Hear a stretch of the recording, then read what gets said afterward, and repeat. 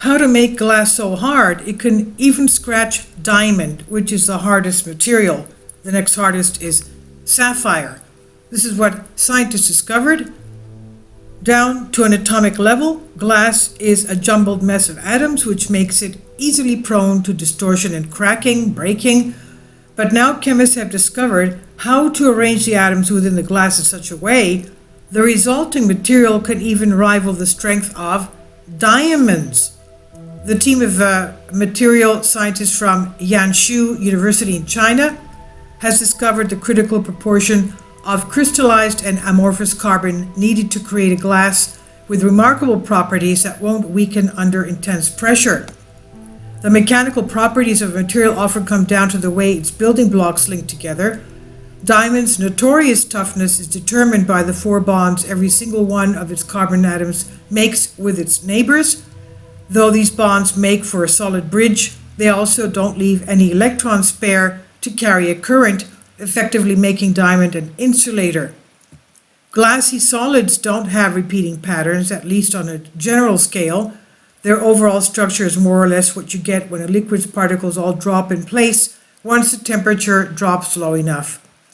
And depending on the constituent ingredients, though, glassy material can have a surprising degree of structure up close. Their disordered arrangement also allows for a wide range of optical and mechanical properties that makes them better suited for certain technologies. Glasses that are based on metals should combine the advantage of both lending a degree of strength that crystalline metals don't have, while still being conductive. Kindly support my Patreon account since YouTube has again demonetized my YouTube channel. The daily posts are 5 videos daily, and they are totally different from what I have on my YouTube channel. Thank you so much for your support and that you find all my content so interesting. You'll find the Patreon account details in the description box below. Determining what a glassy state of carbon might behave like is tricky to predict based on theory alone.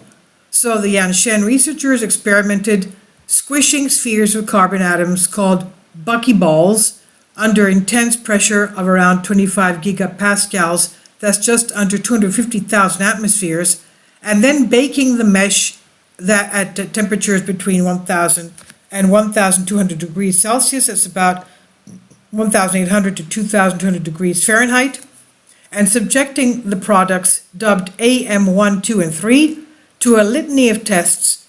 The chemists mapped the way the atoms bonded with one another, showing they all operated as a semiconductor on a level comparable with amorphous silicon. But it was the mechanical properties of the third resolution that truly stood out. Diamond is characteristically known as one of the hardest known substances. A common measure of hardness called the Vickers hardness test actually uses a diamond tip to indent material. The harder the material, the greater the force measured in gigapascals required to leave a sizable mark, a scratch. So scratching another diamond might require something between 60 and 100 gigapascals, depending on whether it's natural or made with care in a lab. The glassy material AM3 measured somewhere between 110 and 116 gigapascals on the Vickers hardness test, making it the hardest amorphous solid to date. So it's harder than diamonds. Running a slither of the substance along the flat surface of a natural diamond left a clear score line. It scratched a natural diamond. Producing enough of the material to use widely in commercial processes what would be an expensive fork out in right now, and time enough might be made to serve as a replacement for silicon transistors used in high pressure environments.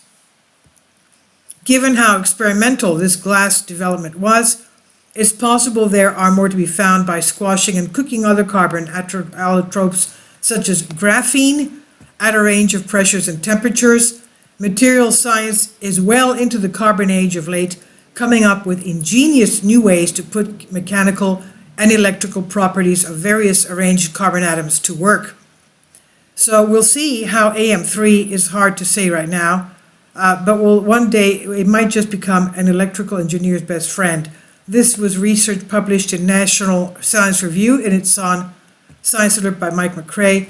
Please leave your comments and thank you for your support.